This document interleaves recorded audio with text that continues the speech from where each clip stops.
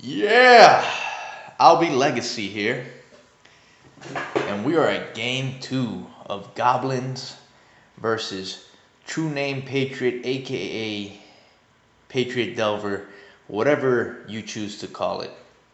So Windmiller is at 6 cards, I'm at 7. He is on the play.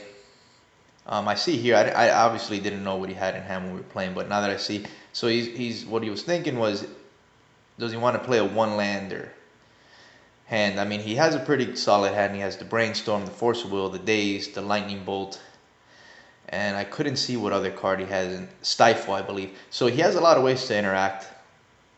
I don't want to run anything out into like a Lightning Bolt or Daze or anything just yet. I want to get more information. I want to see what he has.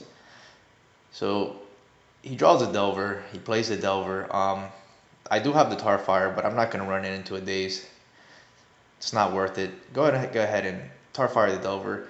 I know that like Delver decks will usually keep not so good hands if they have a few counter spells or removal spells with the Delver to protect it.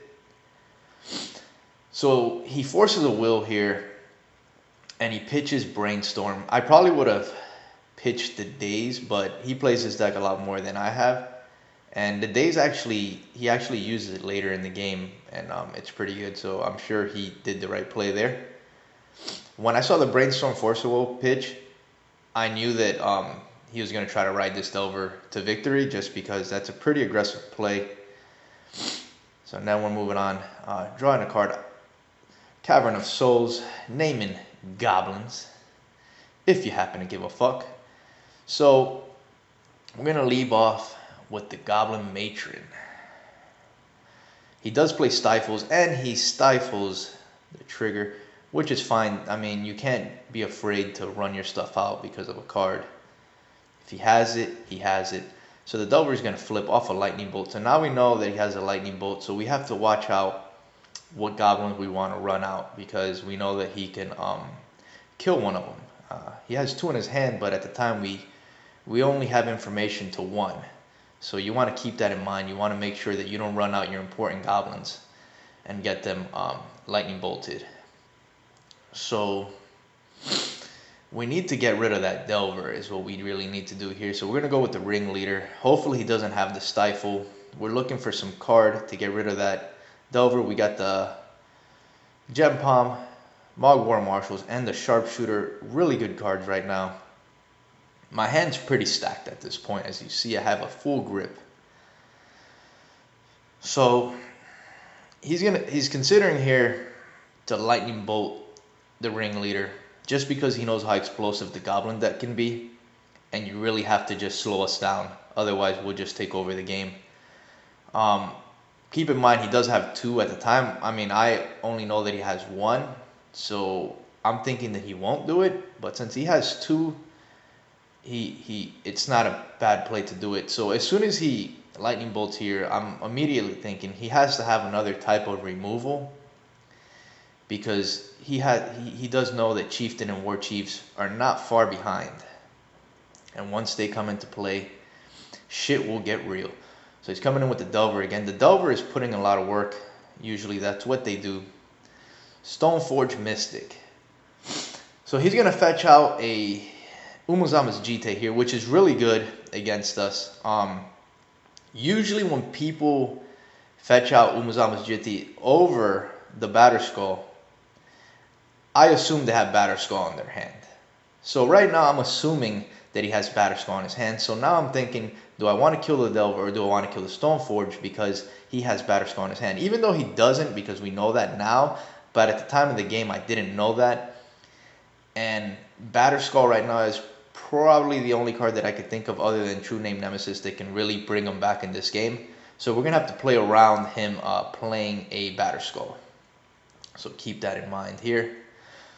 So I'm debating what I want to cast here. I mean, I have a full grip. I was going to cast a Warchief. I decided not to. I said, you know what? Let's just go with the safe play. Mogg War Marshals. Get some tokens out there so we can put our Gempalm online here, make sure that no shenanigans happen. We could take care of one of these creatures. So I decided to get rid of the Delver because right now that is probably the biggest threat that he has. Even if he does play the Batterskull, we can get around it. You know, we got Matrons into Stingscourgers into another Gempalm. We can take care of that. So we want to get rid of the Delver. So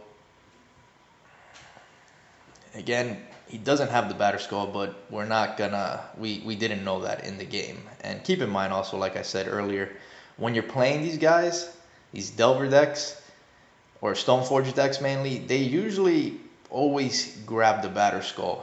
So you have to be, you know, very aware that if they grab something else, they might have the Batterskull at hand. So watch your attacks. So he's really thinking what he wants to do here. He knows that next turn, I mean, I got 5 lands. He knows next turn shit's about to get real. So he's on a clock. So he passes turn.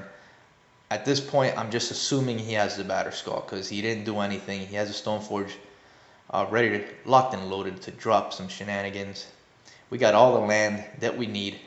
So now we have to try to get him to play that Batterskull or spend his mana so we can get more information so that we can build up the attack that we want to lead into to end this game.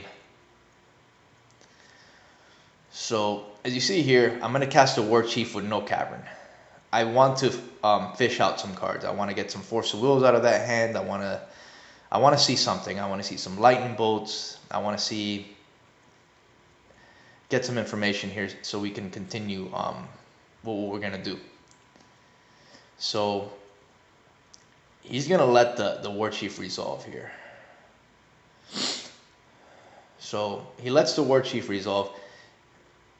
After, well, he's going to go for the Daze.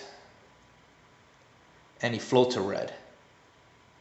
So I'm going to pay for the Daze here. A good play because he stopped the Piledriver. I was, you know, I had some plays there. I didn't have the Piledriver in hand, but so he's going to Lightning Bolt, but I didn't pass priority yet. So he's going to have to wait till I cast something. So I'm going to cast a Warchief, but I decide, you know what? Warchief is better in this position right now. I have a stacked hand. I'm going to go with the Chieftain. So now he's in trouble because if he doesn't kill the Warchief next turn, I'm dumping my hand. We know I have another Warchief, so the cards are going to get played. And if he doesn't kill Chieftain, the clock just shortens extremely. I'm just going to go ahead and attack. It's a safe attack unless he had swords. So he did. We made sure that he didn't have the Batterskull, so we're good to attack there. And now we pass. Chances are now he doesn't have Batterskull. So now we are clear to just go all up in them sugar walls, man. So he passes turn. Now I'm thinking about the Batterskull again, because right now that is the only card that can really do something right now. Anything else we can overcome fairly easily. We have a very card advantage right now. We have a lot of stacked hand. So we go for another Warchief here. This way we can cast everything in our hand and just overwhelm him. So he's thinking here what he wants to do. He's trying to next level me basically, making me think that he has something. I thought he might have had something, so we got to play things a little slow here. So we're going to play Matron. He could have a Stifle here, but it doesn't really matter.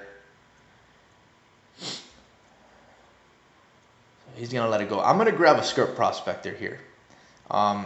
Some people might have probably grabbed the Gempalm, which is also good, but the reason I grabbed the Prospector here is because I'm assuming he has the Batterskull. So if he plays the Batterskull, I can just sack a token and he doesn't gain life. And that's the plan, but we're not going to play that yet because we have more important things to do. So we got the Krenko Mob Boss. That's good. We have 2 haste guys, so it's going to tap. At this point, I don't really care what I play because I know the game is done. So I'm going to run out the Sharpshooter because I can finish him off. And then the Skirk Prospector which he dazes, which is good for us because I maybe should have played the Skirk Prospector first and then the Sharpshooter. But oh well, the game is pretty much over. Well, there you have it, guys. Hope you guys enjoyed the video. Comment for any questions. Thank you guys for watching, and don't forget to subscribe.